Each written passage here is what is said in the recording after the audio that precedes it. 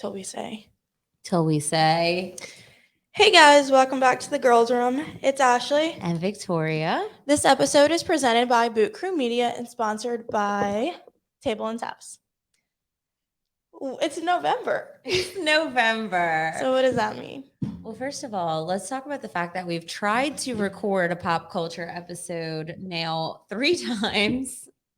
First time we recorded an entire episode without pressing record. So that was awesome. Yeah, that was great. It was a great practice. Yeah, great practice. And then the next time I was deathly ill. So we had that going for us. And then the following time I was going through a mental crisis. So that brings us here. 2 of those 3 times were my fault. It'd be like that sometimes. It's probably always going to be my fault, honestly. Wow. Is that how we're affirming over our life now?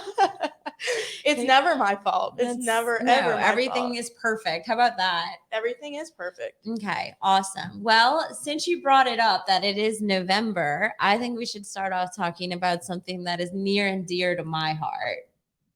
No Nut November.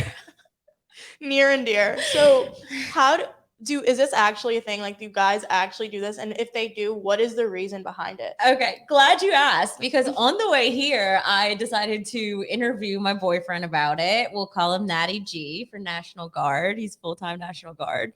And says the girl who would never date anyone in the military. Shut up. Ever. I know. Here we are, 7 months in love. That's great. I hate it here. I love it here. But so I did not know we were, me and him are one flesh in my brain. Okay. We are one. Okay, Lana Del Rey. Yeah, exactly. So I did not know that we would be participating in this until about 2 days before. He brought it up. He brought it up when I said something about like the next time he comes over, I'm going to steal his soul or whatever I said. And he's like, you are not. And I was like, whatever do you mean? What do you mean? He said, it's No Nut November. I said, por qué? I thought that was just a joke. I thought it was a joke too. And then I got on No Nut November talk. Oh, and it is very serious. I felt like it was just guys like making a joke with their friends. So here's the deal. There's a few types It sounds like a religion. It's a cult that I do not want to be a part of. So No Nut November, I apparently was like a play off of No Shave November, right? That men participate in. And usually it like kind of helps out with some charity of some sort. Okay. So No Nut November was brought on and, kind of as a parody to that, but it's kind of had an evolution of being very serious that groups of guys all over the world participate in now, mainly for the reason of not partaking in pornography or, nutting all of November. Okay. So as a person who... I hate that word. What? Nut? Yeah. I hate that word. What would you like us to call it? Nothing. No Nothing November. No nothing. Okay, we're gonna call it nothing for the rest of the episode. So you can do nothing. You cannot nothing. Okay, so it's like a too hot to handle episode, but for no cash prize. For no cash prize at all, other than the glory of saying that you're a man who did nothing. Yeah. So it's kind of like a you versus you type thing. Yes. Like, do they have it in them? Yes. Yeah. Do they have it in them? So I had boyfriends who like would want to work out harder, so like they would abstain from nothing. So I mean, instead of nutting, they would abstain from sex or like any of that. Yes. Anything like such as such as etc. Por favor. Yeah, all of that. All of it. So I interviewed my boyfriend and I was like, yo, tell me. Because I know his personality and I know he's not doing it for the guts and the glory. Right. I'll get into his reasoning. But first, like the general consensus is kind of that, like, it's like a man, like, let's see who can get through the whole month. And we could put this into doing the right thing and not focusing on women and girls. I feel like that's a personal attack on women. I think it's a personal attack on their lack of self-discipline that you have to like actually dedicate a whole month to trying. Right. How about you just do what you got to do? I'm salty about it because this is not something I wanted to participate. You didn't though. I'm on your private story. Well, we'll get to that. Okay.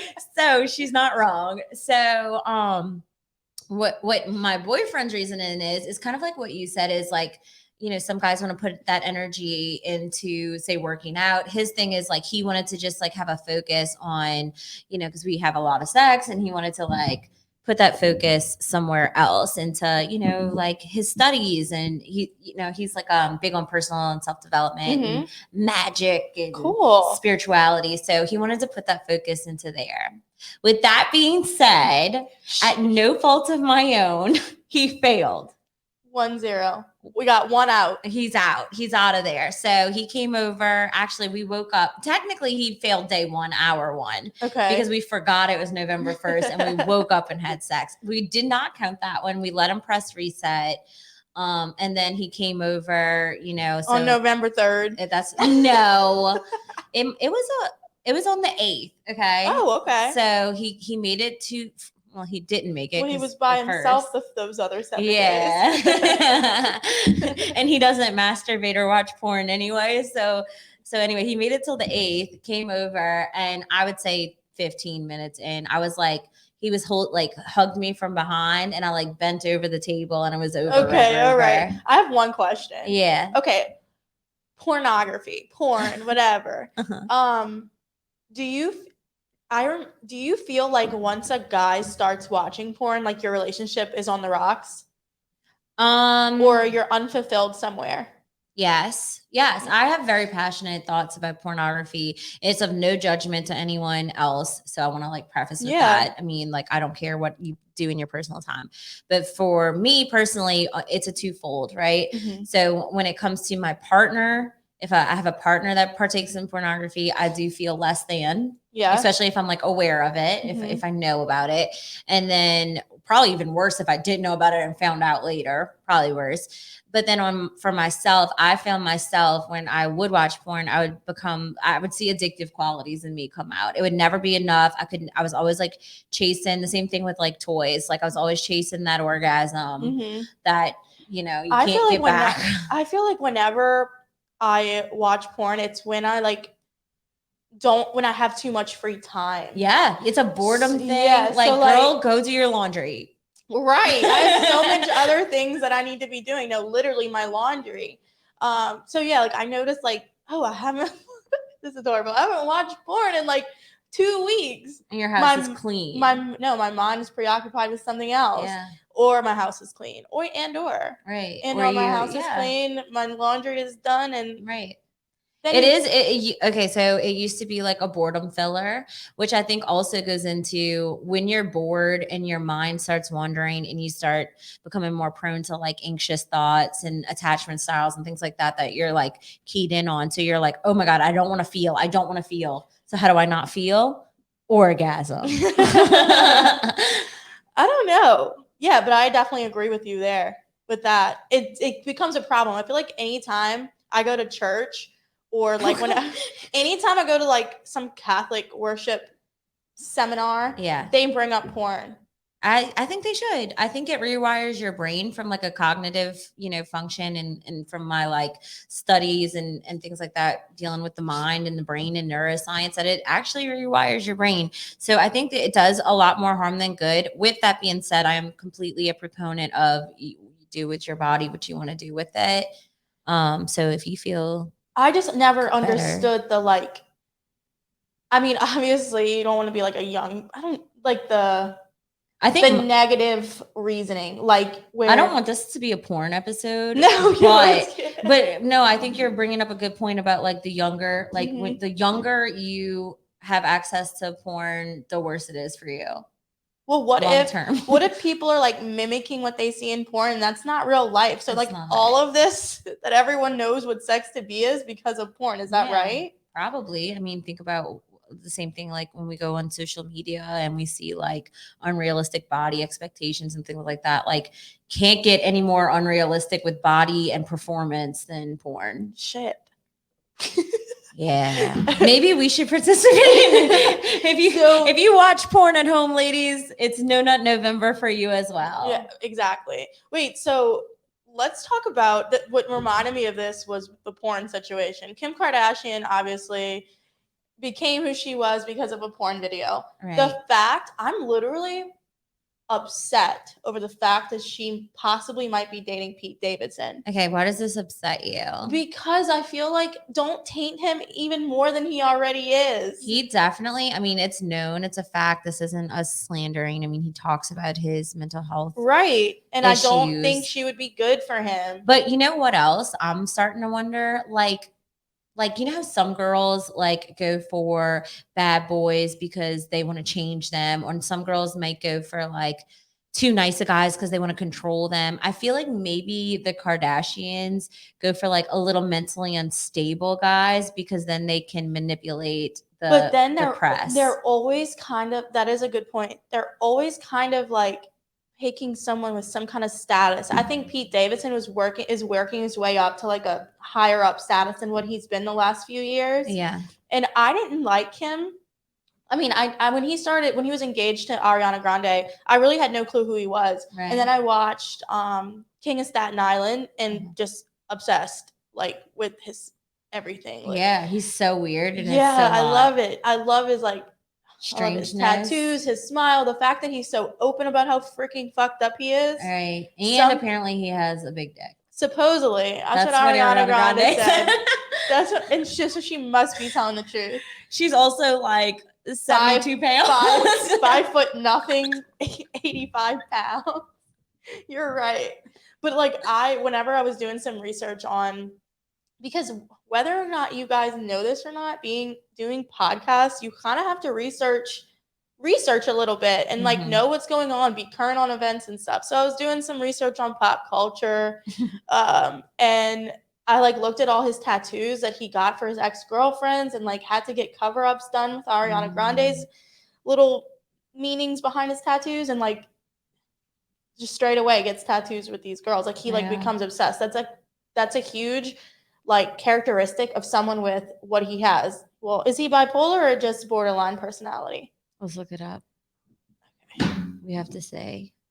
And while she's looking that up, like, I don't know, like the whole, even though this like bridged into from November, and now we're talking about mental health issues, it is Men's Mental Health Month. That's what we were getting at. So we definitely wanted to kind of bring this up. I have been directly impacted by an ex-boyfriend with mental health problems, and that has trickled into trauma of my own. Right. I'm sure most of us listening have either had a father, a brother, a son, whatever it is, a guy we dated who has struggled and not taken healthy ways to cope and sought professional help. So if you're listening and you need help, like 1-800.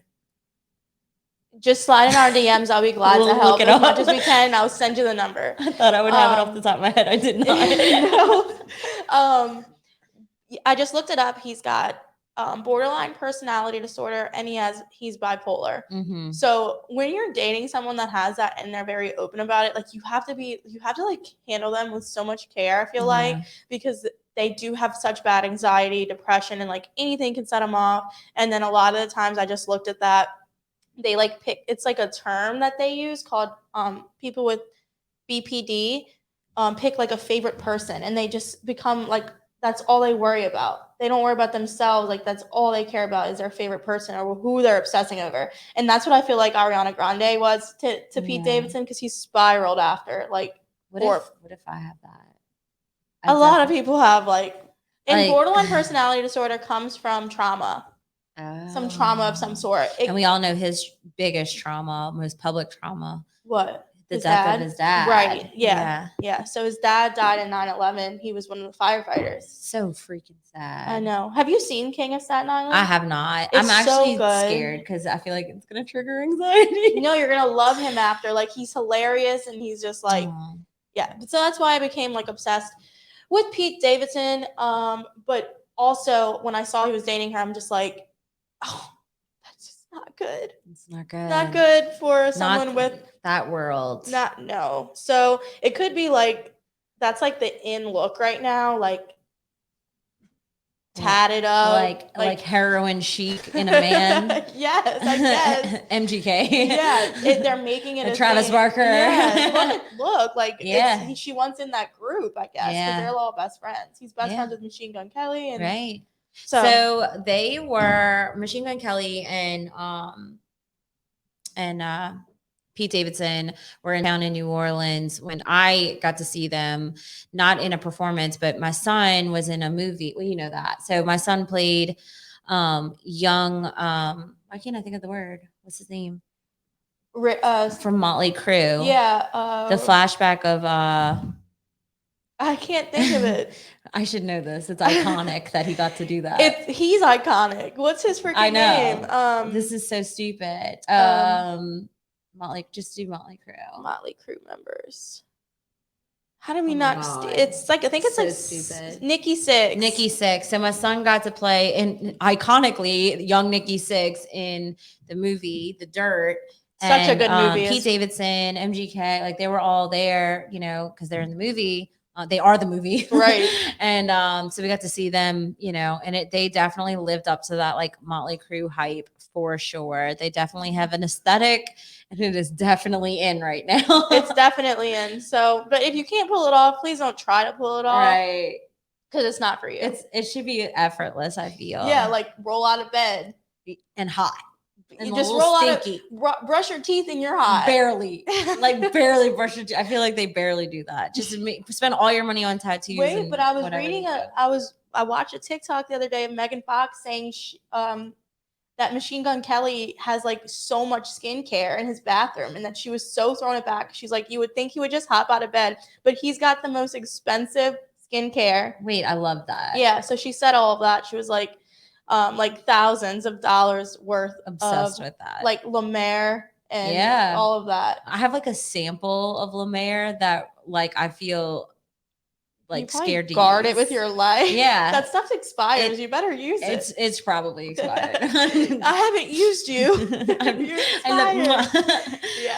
Yeah. Speaking of Travis Scott, what we talked about last episode that did not get posted because we didn't record it was Travis Scott and Kourtney Kardashian's engagement. Not Travis Scott, Travis Barker. Travis Barker. We will get to Travis Scott. Travis Scott? Oh, only because Travis Scott is the most trending topic of all time right now. Do we want to talk about Travis Barker or do we want to talk about Travis Scott? Travis Barker is old news now. Right. That happened 3 weeks ago. Him and Kourtney Kardashian got engaged. What a fat ass ring. Love to see it.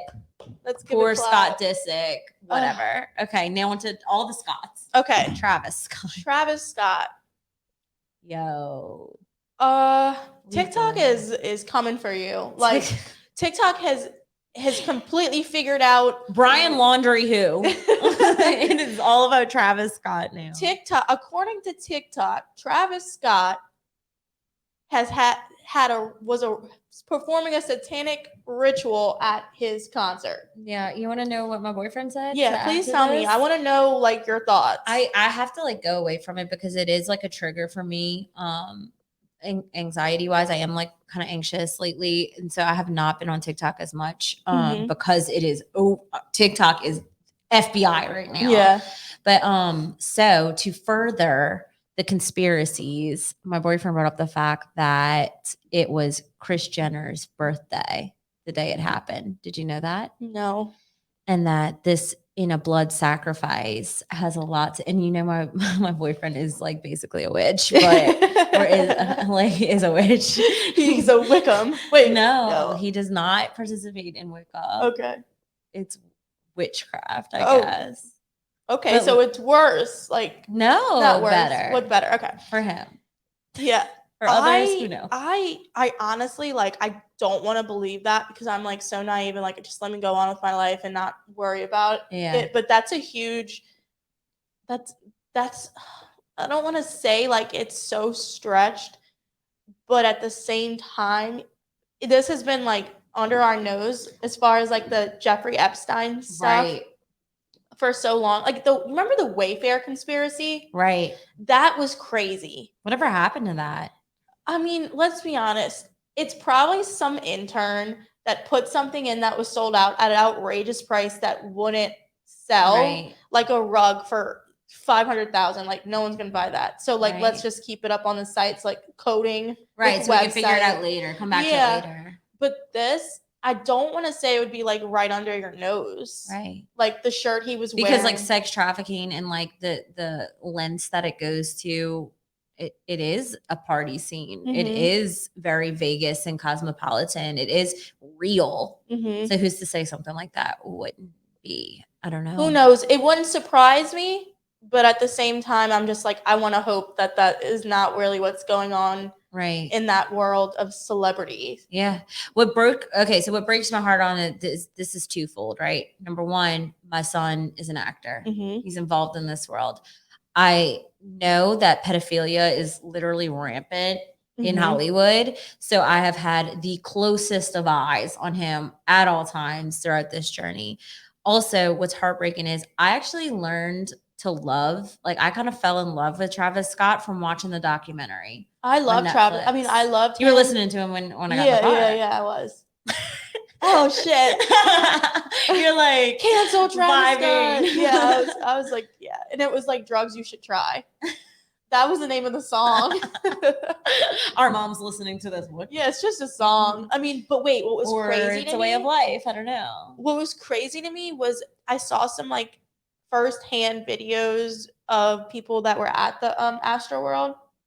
And they said that for hours, because you know it's like a carnival, right? Right. They were playing low frequency music for hours, like the same song on repeat make people anxious for 7 hours. That's crazy. Because if I might not believe in anything of the blood sacrifice of the devil and all that stuff, but what I do believe in is frequencies, and listening to frequencies does affect your mood. And just like if you or wake up in a bad mood one morning and you listen to a sad song, you're going to be sad the rest of the day because you did that to yourself. Yeah. So like them playing those, and they were obnoxious. Yeah. It was obnoxious sounds like nails on a chalkboard is what it sounded to me when I heard little clips of it. And like everyone was like, this is what we listened to for 7 hours. And they were just like ready to pull their freaking hair out. Yeah. So I do believe in that. Did you see the Travis Scott's documentary on Netflix? No, I didn't. Okay, so listeners, this is your homework. Go watch it.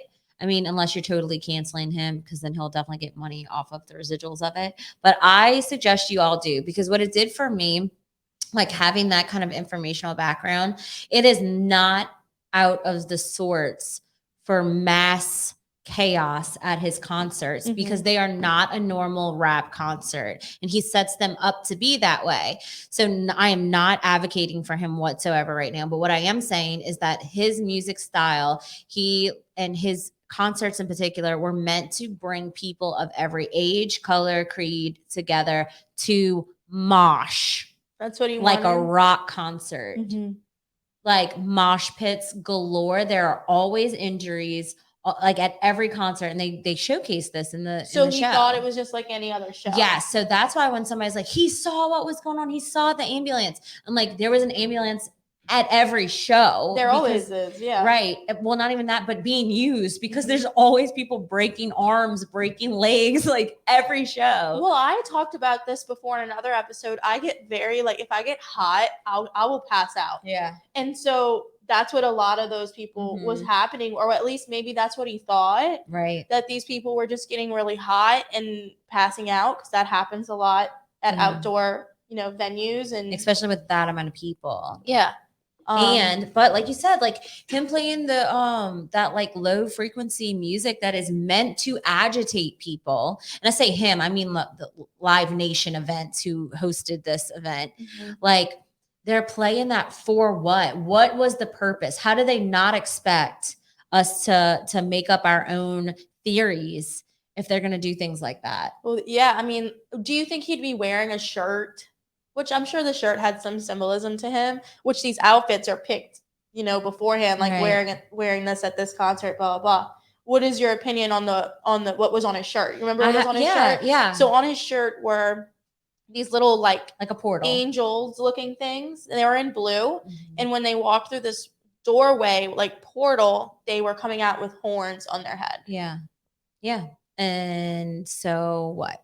Like, how are we supposed to not make up theories and stuff like that when we see stuff like that? So I have two thought processes in that. And that's number one is that, like, yeah, I do think it was dark. And I think that darkness is always like right under our noses. And especially like having a very spiritually inclined boyfriend who taught me and teaches me a lot about light and dark and polarity and things like that spiritually.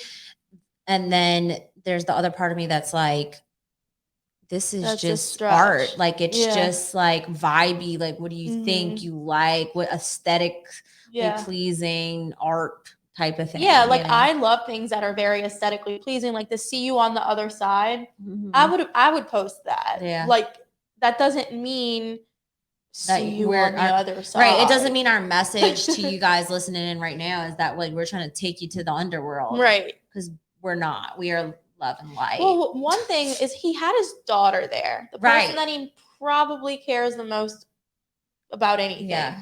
His daughter was there. His fiance, whatever, Kylie Jenner was there.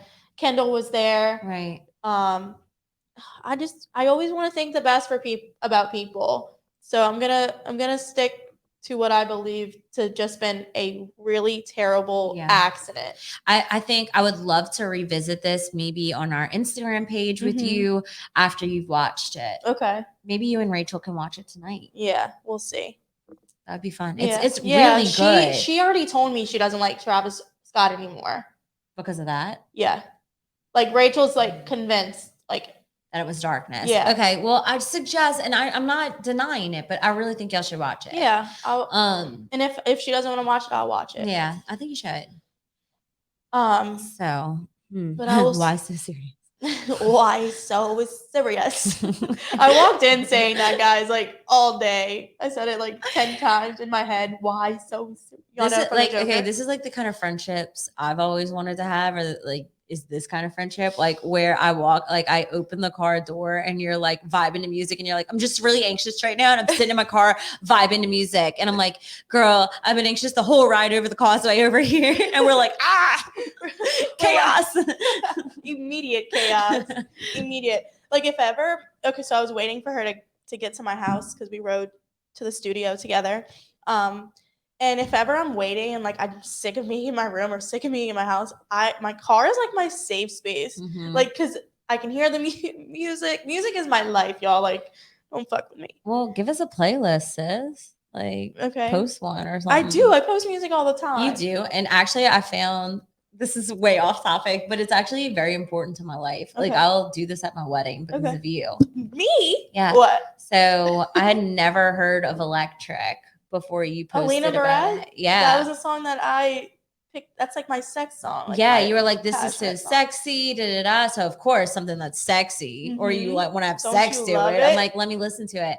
I played that and I listened to it on repeat for 2 weeks. And I imagined like a man coming into my life that I would share that connection with. And the night that I met Natty G, he came in and I said, sit on my sofa, close your eyes, listen to the song. And we listened to the song together. Do you want to know something? Of course we had sex, but also, do you want to know something? What? I make everyone listen to that song. Do you have sex with them? Not all of them. But if I'm like listening to the words, like, so I fell in love with him through that song. I manifested him through I'm telling you what it is. If you romanticize your life, like, if I'm listening to a song and I like literally like, oh, I could feel this way about this person. Yes. That's not real life. But it like, can be. It can be, but most of the time it's in my head of what I want to have that moment to Electric. Well, I had that moment and it was electric, and it still is. And I hope that that's at my wedding. I'm going to play a little clip of that song. Play it. While you get that ready, I wanted to read this because since we're talking about manifestation, and like I literally use that I'm telling you, like, to manifest him. But I actually was going through one of my manifestation journals, and I texted this to Devin yesterday. I said, I'm reading one of my manifestation full moon, new moon journals. There's an excerpt from March, new moon, where I'm releasing everything. And I'm talking about the gratitude I had for my ex-boyfriend that in my life despite his death, because it taught me that I really do want to love again. And I wrote a calling in / dream man manifesto. I wrote it about a beautiful man who would come into my life unexpectedly, who was strong and incredible and high value. And our relationship would feel so easy and effortless. And you want to know what Devin said? What? He said, "Ol' summoned me head ass." You know what's funny is I'm looking over at her phone. There's like 10 text bubbles. And that's exactly how I text. Like all within 1 minute. You text how you talk. That is like there's a breath. Send. Send again. Send again. Like my friends probably freaking hate me. I was actually with someone one day and she saw me texting like that. And she's like, honey. And she's like a couple years, like 7 years older than me. She tries my phone, hijacks my phone from me, puts it by her, and I'm like having a panic attack like you are right now. So she takes my phone away and she's like, don't text like that. It makes it seem like your thoughts aren't clear and that you're all over the place. And I'm like, really? You're right. I feel like you're it's right. Really? I feel like it's the opposite. I feel like you're more concise when you have a breath. You're more impulsive that way. Okay. Like, I'll give you that. Yeah. Like when you're texting like that, you're just typing and sending. When you like wait and read everything as a whole, you seem more like put together. So ever since you did that, I thought about it and I still text the way I do. So I didn't make any changes, but I thought that was interesting. #new year, new me. So that's what made me laugh. Cause like after all those text bubbles, he sends one text. "Oh, summon me head ass." I did summon you right from the depths of hell. Just kidding. I need to start summoning someone. That's right. Not a specific person, because what is that? Who cares about a specific SP? You can do SP, but like I didn't do him as a like this wasn't someone I already knew. He just came into my life. Okay. So, are you gonna play the song? Oh yeah. Okay. ADD. I did play it for them before. I hope it doesn't. Let's see. I did play this song before because me and Rachel for our question and answers. Let's see. Break that down for us after.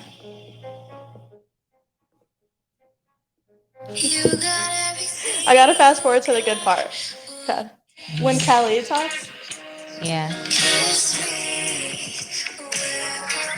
My favorite line. I'm sure. Okay, you know. So the person who introduced me to that song was actually Haley. Okay. So I do love that song. I've been listening to it. I need to for meet years. her. So she wants to come on because we're gonna have an ego episode. Yes. And we need to talk about ego versus everything else. Can we talk about ego death on that episode? Yeah, too? yeah, because I need to kill my ego. Ayahuasca. But anyway, so she did already. What's your favorite line in that song? I'd have to look up the lyrics. They're also I have them right here. Okay. Wait, that's not it. It's Alina. Yeah. Yeah. Okay. Let's see.